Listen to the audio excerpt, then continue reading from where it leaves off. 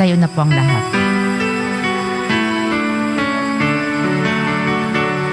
Ating dakilain at sambahin ang Panginoong butihin. Ialay mga awitin sa piging na handog niya sa atin.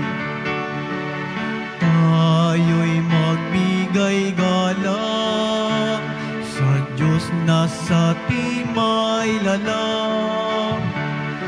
Tanay inako niya't hinirang kawang iniingatan. Ating dakilain at sambahin ang Panginoong butihin. Ialay mga awitin sa piging na handog niya sa atin. Ialay mga awitin sa piging na handog niya sa atin.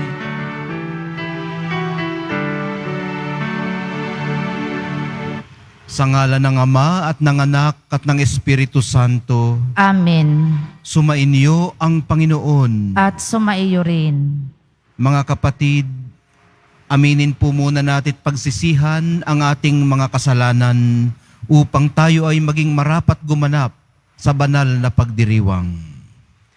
Inaamin ko Sa makapangyarihang Diyos at sa inyo mga kapatid, na lubha akong nagkasala sa isip, sa salita at sa gawa, at sa aking pagkukulang.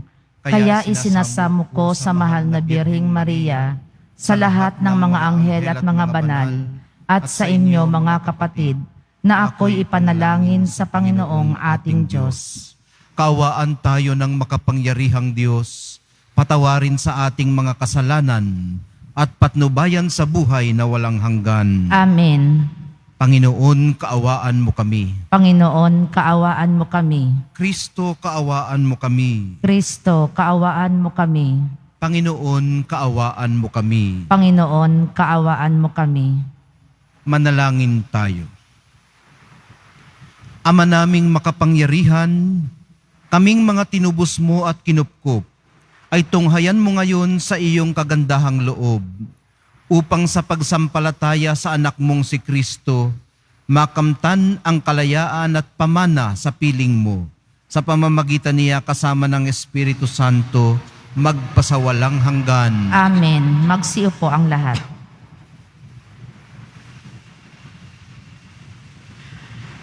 Pagbasa mula sa sulat ni Apostol San Pablo sa mga taga-Kolosas.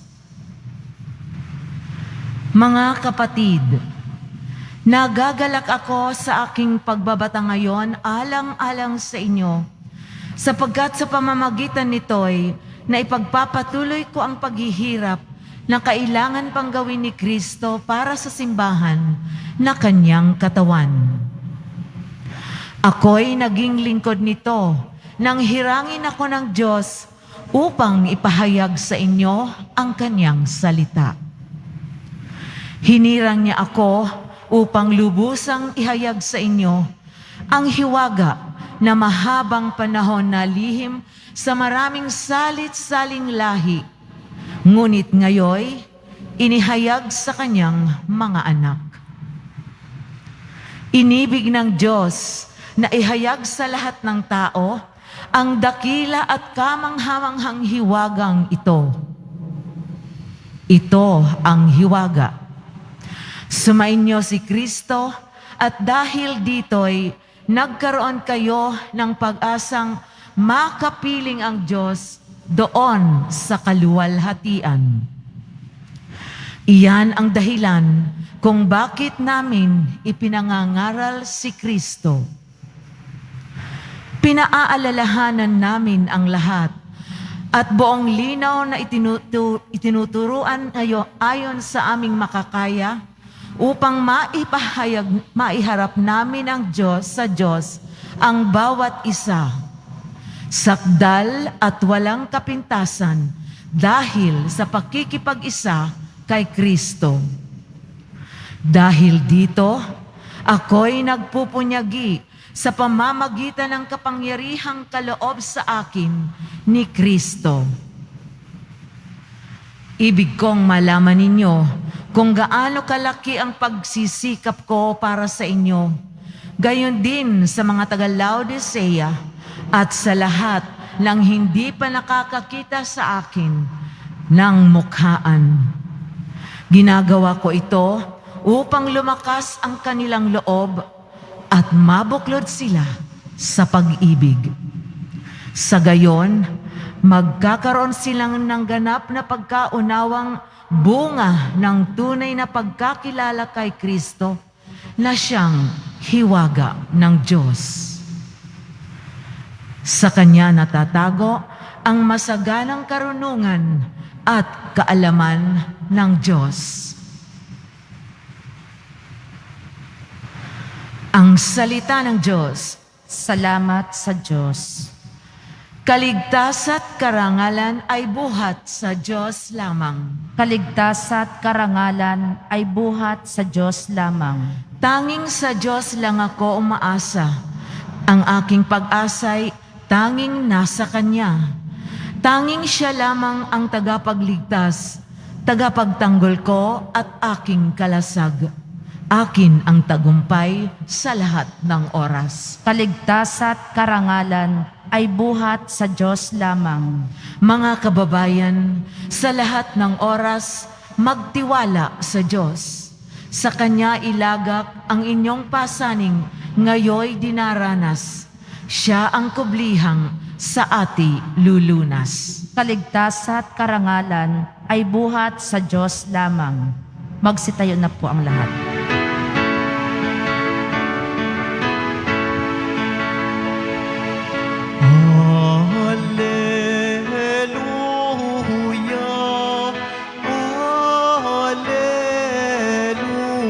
Hallelujah, hallelujah, hallelujah, hallelujah. Ang tinig ko'y pakikinggan ng kabilang sa aking kawan, ako'y kanilang susundan. Hallelujah, hallelujah,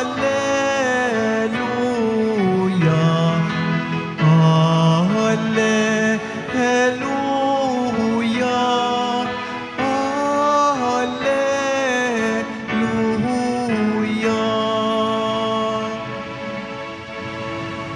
Sumainyo ang Panginoon. At sumaiyo rin. Ang mabuting balita ng Panginoon ayon kay San Lucas. Papuri sa iyo, Panginoon. Isang araw ng pamamahinga, muling pumasok si Jesus sa sinagoga at nagturo. May isang lalaki roong tuyot ang kanang kamay.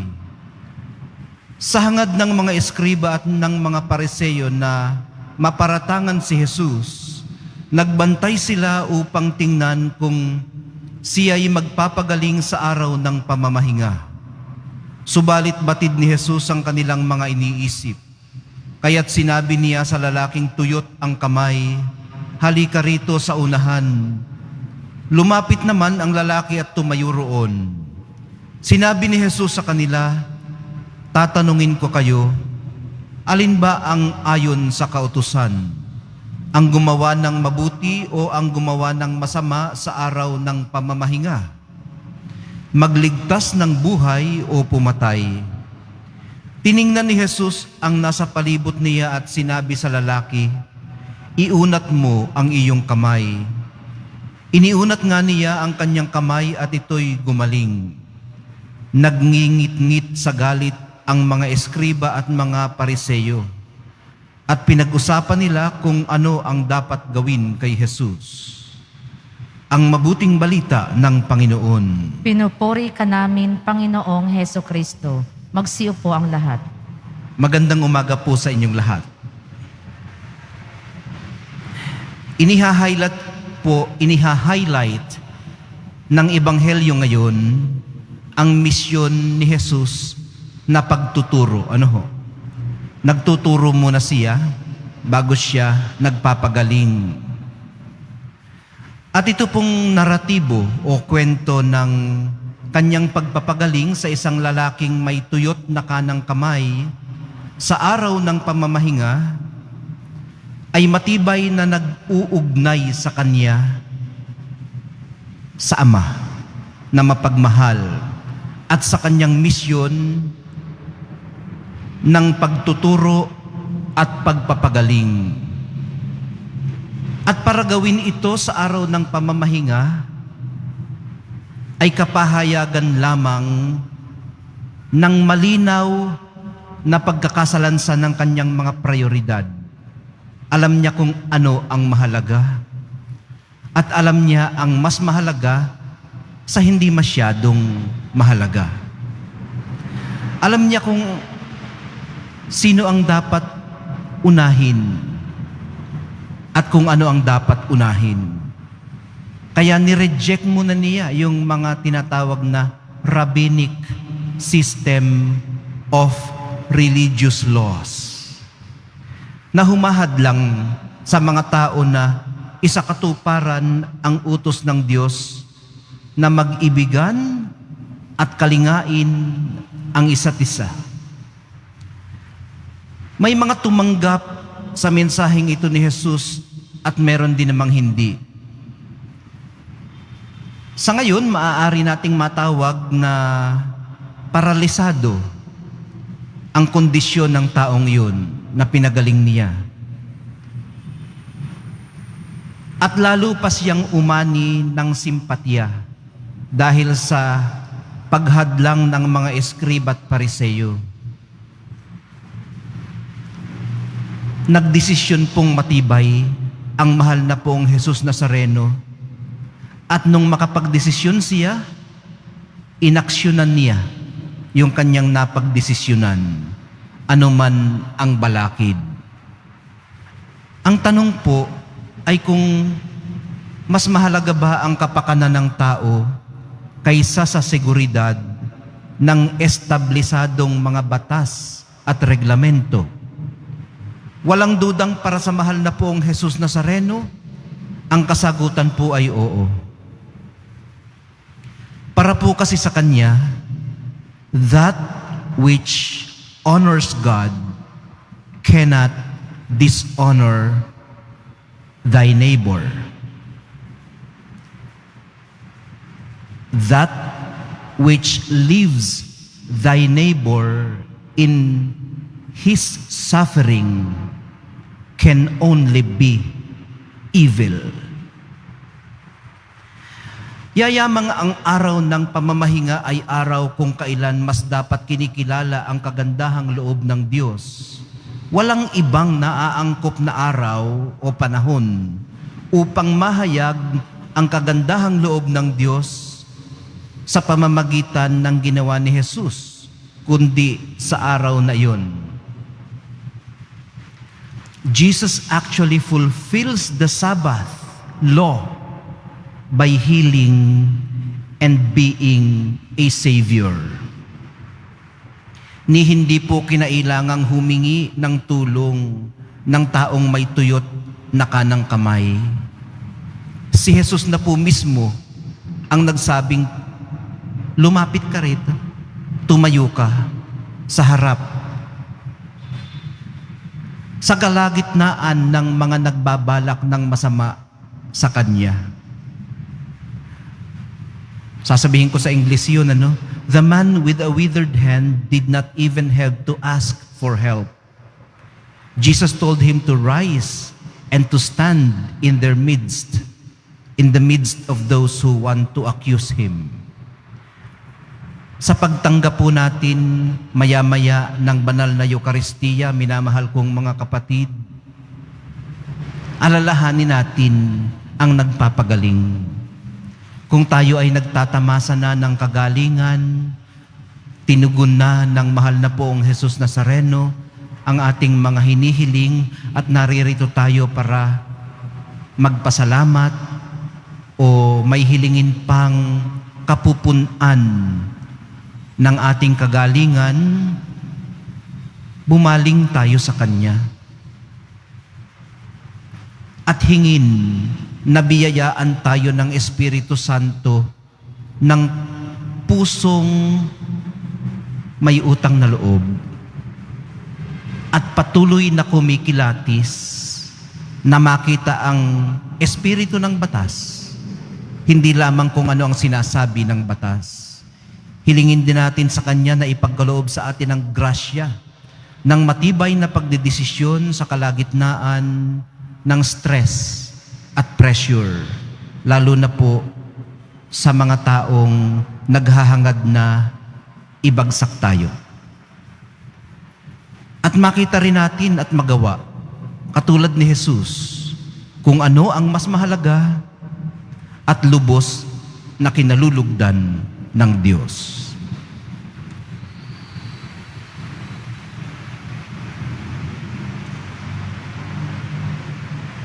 Magsitayo na po ang lahat. Minamahal kong mga kapatid, para sa ating mga Kristiyano, wala nang higit pang batas o utos, kundi ang ipinag-uutos ng Ebanghelyo na mahalin ang Diyos at ang kapwa. Pahalagahan natin ang paniniwalang ito habang nananalangin tayo para sa pangangailangan ng bawat miyembro ng ating simbahan. Sa bawat pagdalangin ang atin pong itutugon, gawin mo kaming tagapagdulot ng buhay, O Panginoon. Gawin mo kaming tagapagdulot ng buhay, O Panginoon. Ang simbahan naway palaging maging bago at dalisay sa pamamagitan ng mga salita ng Ebanghelyo ni Kristo. Manalangin tayo. Gawin mo kaming tagapagdulot ng buhay, O Panginoon. Ang mga nasa tungkulin sa gobyerno naway magabayan ng karunungan kapag gumawa sila ng panukala at magpasya sa mga pinahahalagahang proyekto. Manalangin tayo. Gawin mo kaming tagapagdulot ng buhay, O Panginoon. Ang ating pagsamba naway maging salamin ng ating katapatan at dedikasyon sa mapagpakumbabang paglilingkod natin sa Diyos at sa kapwa. Manalangin tayo. Gawin mo kaming tagapagdulot ng buhay, O Panginoon. Ang mga may sakit at sa pinanghihinaan ng loob, naway makapagdulot tayo ng pag-asa at kaginhawahan. Manalangin tayo. Gawin mo kaming tagapagdulot ng buhay, O Panginoon. Ang mga yumao, naway mapayapa sa piling ng Diyos. Manalangin tayo. Gawin mo kaming tagapagdulot ng buhay, O Panginoon. Ama naming nasa langit, sinusuri mo ang aming mga puso at hindi lihim sa iyo ang pinakatatago naming kaisipan. Liwanagan mo ang aming mga puso para sa higit na tunay na pagsamba at ang aming mga kamay para sa higit na bukas loob na paglilingkod sa kapwa. Hinihiling po namin ito sa ngalan ni Kristong aming Panginoon. Amen. Magsiupo ang lahat.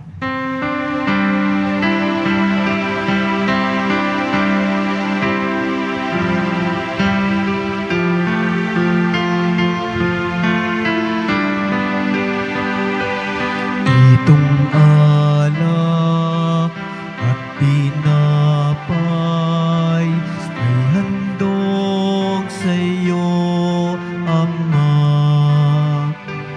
Ito'y bunga ng aming gawang iyong pinagpalang.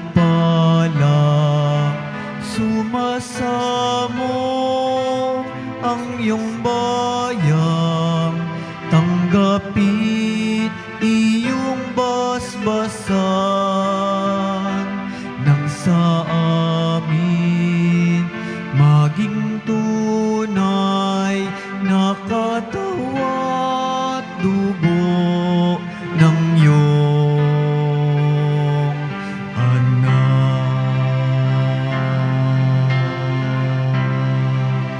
Magsitayo na po ang lahat. Manalangin kayo mga kapatid upang itong ating paghahain ay kalugdan ng Diyos Amang makapangyarihan. Tanggapin nawa ng Panginoon itong paghahain sa iyong mga kamay sa kapurihan niya at karangalan sa ating kapakinabangan at sa buong sambayanan niyang banal.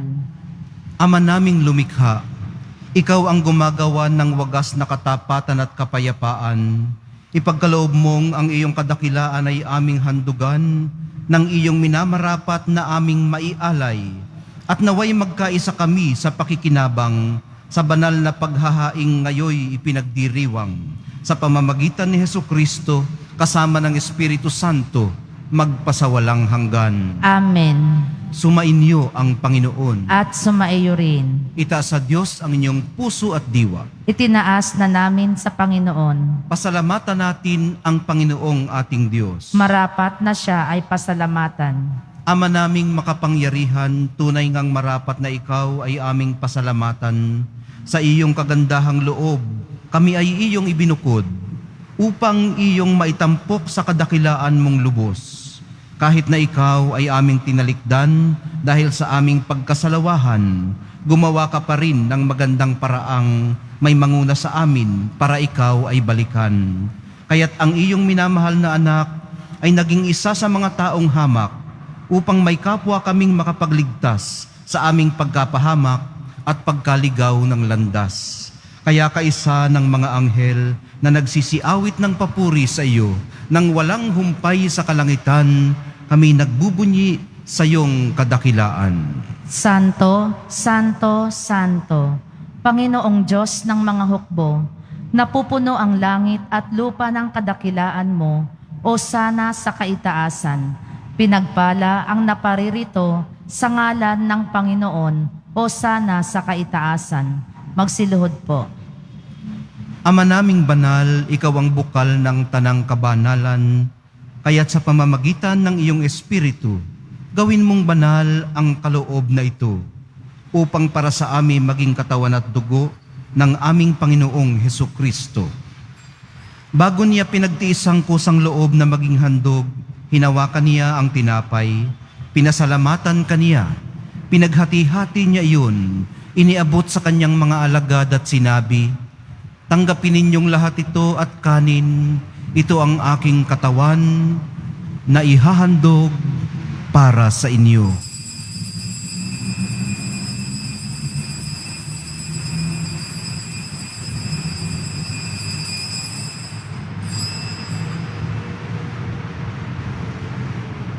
Gayon din naman, noong matapos ang hapunan, hinawakan niya ang kalis, muli kanyang pinasalamatan, iniabot niya ang kalis sa kanyang mga alagad at sinabi, "Tanggapin ninyong lahat ito at inumin.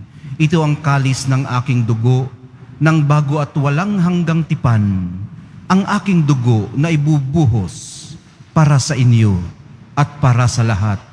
Sa ikapagpapatawad ng mga kasalanan, gawin ninyo ito sa pag-alaala sa akin."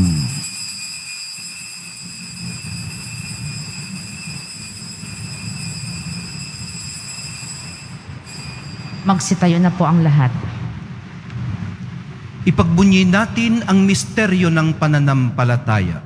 Si Kristo'y namatay, si Kristo'y nabuhay, si Kristo'y babalik sa wakas ng panahon. Ama, ginagawa namin ngayon ang pag-alala sa pagkamatay at muling pagkabuhay ng iyong anak. Kaya't iniaalay namin sa iyo ang tinapay na nagbibigay buhay at ang kalis na nagkakaloob ng kaligtasan. Kami nagpapasalamat dahil kami iyong minarapat na tumayo sa harap mo para maglingkod sa iyo. Isinasamo namin kaming magsasalo-salo sa katawan at dugo ni Kristo ay mabuklod sa pagkakaisa sa pamamagitan ng Espiritu Santo. Ama, lingapin mo ang iyong simbahang laganap sa buong daigdig.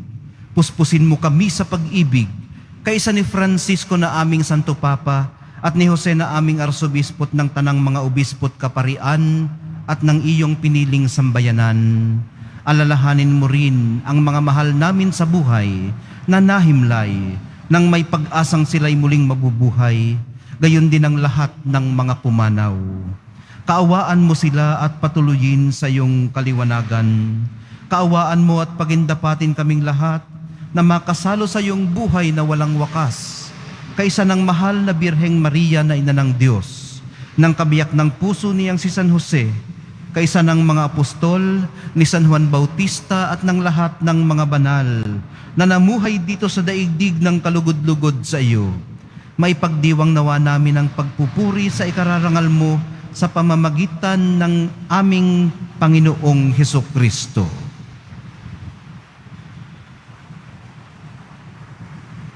Sa pamamagitan ni Kristo kasama niya at sa Kanya, ang lahat ng parangal at papuri ay sa iyo, Diyos Amang makapangyarihan, kasama ng Espiritu Santo, magpasawalang hanggan. Amen. Sa tagubilin ng mga nakagagaling na utos at sa turo ni Jesus na Panginoon natin at Diyos, ipahayag natin ng lakas loob. Ama namin, sumasalangit ka. Sambahin ang ngalan mo, mapasa amin ang kaharian mo. Sundin ang loob mo dito sa lupa para nang sa langit. Bigyan mo kami ngayon ng aming kakanin sa araw-araw at patawarin mo kami sa aming mga sala para ng pagpapatawad namin sa nagkakasala sa amin. At huwag mo kaming ipahintulot sa tukso at iadya mo kami sa lahat ng masama. Amen. Hinihiling po namin kami iadya sa lahat ng masama, pagkalooban ng kapayapaan araw-araw, iligtas sa kasalanan, at ilayo sa lahat ng kapahamakan. Samantalang aming pinananabikan ang dakilang araw ng pagpapahayag ng tagapagligtas naming si Hesukristo. Sapagkat iyo ang kaharian at ang kapangyarihan at ang kapurihan magpakailanman. Amen. Panginoong Hesukristo, sinabi mo sa iyong mga apostol, kapayapaan ang iniiwan ko sa inyo, ang aking kapayapaan ang ibinibigay ko sa inyo. Tunghayan mo ang aming pananampalataya at huwag ang aming pagkakasala. Pagkalooban mo kami ng kapayapaan at pagkakaisa ayon sa iyong kalooban, kasama ng Espiritu Santo, magpasawalang hanggan. Amen. Ang kapayapaan ng Panginoon ay laging sumainyo. At sumaiyo rin. Magbigayan po kayo ng kapayapaan sa isa't isa. Peace to you. Peace to you. Kordero ng Diyos na nag-aalis ng mga kasalanan ng sanlibutan, maawa ka sa amin. Kordero ng Diyos na nag-aalis ng mga kasalanan ng sanlibutan, maawa ka sa amin. Kordero ng Diyos na nag-aalis ng mga kasalanan ng sanlibutan, ipagkaloob mo sa amin ang kapayapaan. Magsiluhod po ang lahat.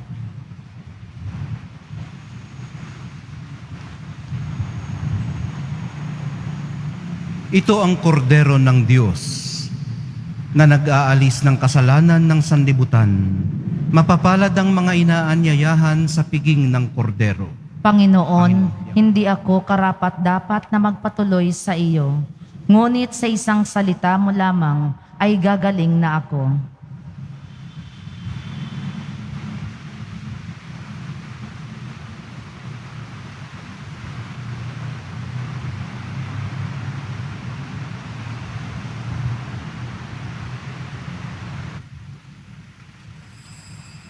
Para sa lahat ng tatanggap ng banal na komunyon, sasagot po tayo ng amen.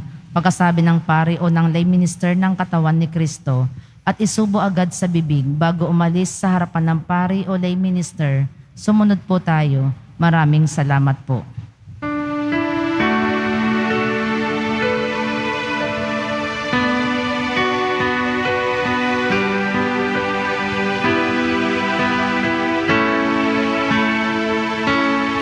Sa Diyos lamang mapapanatan ang aking kaluluwa. Sa Kanya nagmumula ang aking pag-asa at kaligtasan. O Diyos, Ikaw ang aking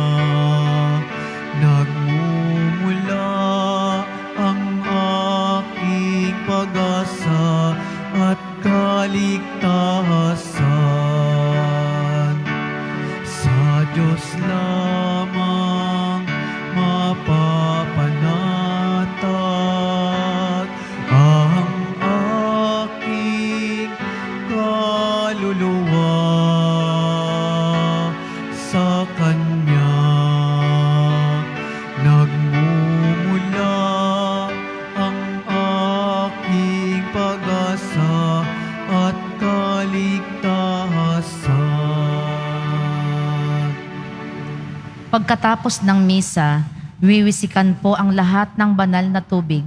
Pinakikiusapan ang lahat na manatili lamang muna sa inyong mga lugar. Tanging sa Quezon Boulevard o Plaza San Juan lamang ang labasan ng lahat. Sumunod po tayo. Maraming salamat po sa inyong pagdalaw at pagsisimba sa Basilica Minor at Pambansang Dambana ni Jesus Nazareno. Magsitayo na po ang lahat. Manalangin tayo. Ama naming mapagmahal, kaming pinapagsalo mo sa iyong salita at piging na banal, ay iyong pinalalakas at iyong binubuhay. Pagindapatin mong kami makapakinabang sa buhay ng iyong anak, na para sa aming sarili niya ang alay, bilang aming tagapamagitan, kasama ng Espiritu Santo, magpasawalang hanggan. Amen. Sumainyo ang Panginoon. At sumaiyo rin. Mahal na poong Jesus Nazareno, inihayag mo sa pamamagitan ng krus ang walang maliw na pag-ibig ng Diyos sa sangkatauhan. Pakinggan mo ang kahilingan ng iyong angkan na nagsusumamo sa iyo. Makamtanawa nila ang inyong katugunan at tanggapin ang kasagutan na may utang na loob na tinatanaw. Basbasan din po ninyo at pagpalain ng kanilang mga pinasasalamatan, idinadalangin at pinagsusumikapan sa araw-araw, pati na ang daladala nilang mga imahen at dasalan. Sa pamamagitan ng bendisyon na ito, naway maalala nila ang mga pangako nila noon sa binyag, na ikaw ang kanilang iibigin at paglilingkuran bilang Panginoon, magpasawalang hanggan. Amen. At pagpalain kayong lahat at ang inyong pamilya at mga komunidad ng makapangyarihan at mapagmahal na Diyos, Ama, Anak, at Espiritu Santo. Amen. Humayo kayong taglay ang kapayapaan ng poong Jesus Nazareno. Salamat sa Diyos.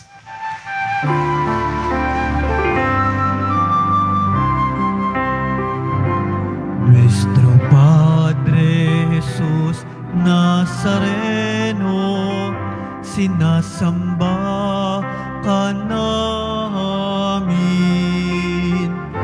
Pinipinto ka namin. Aral mo ang aming buhay at kaligtasan. Nuestro Padre Jesus Nazareno, iligtas mo kami sa kasalanan. Ang krus mong kinamatayan ay sagisag ng aming kaligtasan. Nuestro Padre Jesus Nazareno, dinarang